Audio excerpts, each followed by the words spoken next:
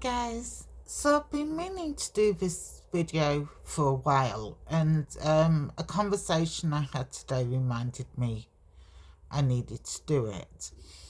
One of the things with all patients across, whether it's the pain clinic or the cancer clinic, often what we would tell the doctors and nurses isn't what we would tell each other. And one of the things I have learnt, especially this week, is when you go into radiation, you're going to be running into the same people time and time again.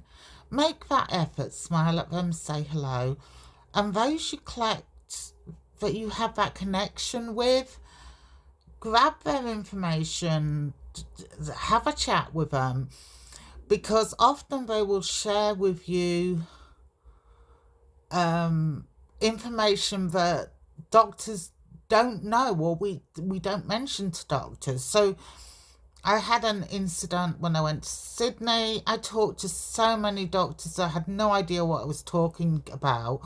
Only one doctor did. It was the doctor at King Edward's, knew what I was talking about. But one of the things that has happened since the breast cancer is they then radiated over where I'd had the surgeries. And that's resulted in this huge spider web, because they took my lymph glands out as well.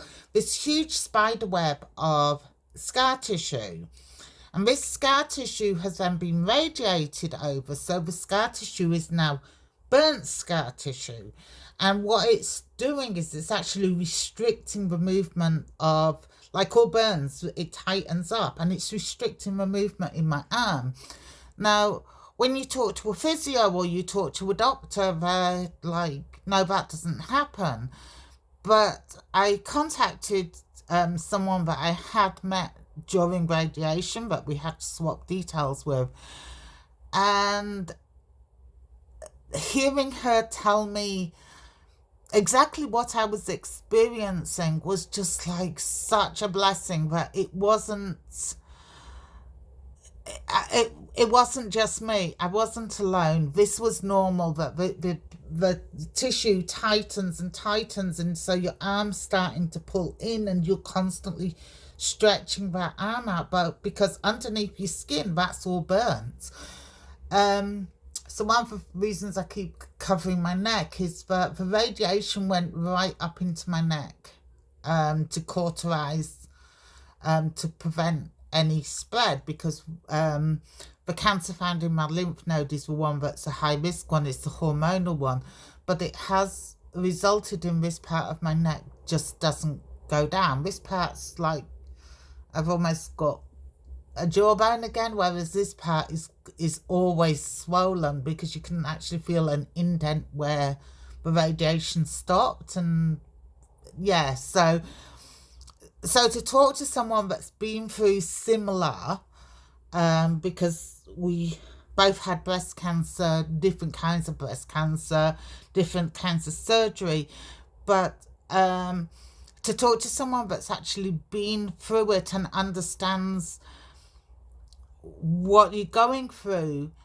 So your GP isn't dealing with cancer patients all the time. They probably don't know. Each of your cancer specialists deals with certain areas, so they don't necessarily know that certain things can happen, and you end up with this, because even though the lump was here, they had to go through here. So all this has now got scar tissue here, and it's more than one scar tissue, because it's the scar tissue for the surgery, plus any tubes, plus needles, plus... So one of the things, when they've radiated, all the needles that were put in have become burnt scar tissue as well. So that's something to be aware of, that as you can see, it's very much this side. Something to be aware of, that by befriending those going through similar,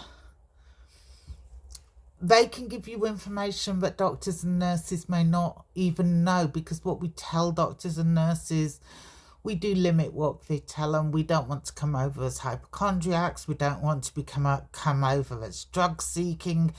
So we tend to just tell them that we're fine. We also get to a point where we're sick of it. We don't want to do anymore. I have one more surgery to go, and then this nightmare is over. I am cancer free. Could I not do the surgery? I could not do the surgery, but then I've still got the stress of, okay, is it going to come back? If I have the surgery done, it's not going to come back because there's nowhere for it to come back to. So, yes.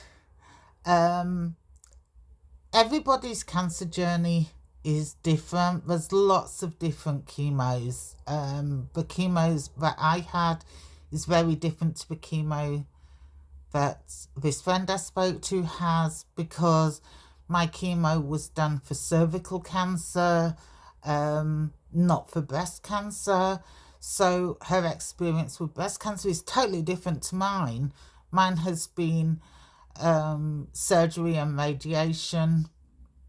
My cervical cancer was at the point a hysterectomy was out of the question.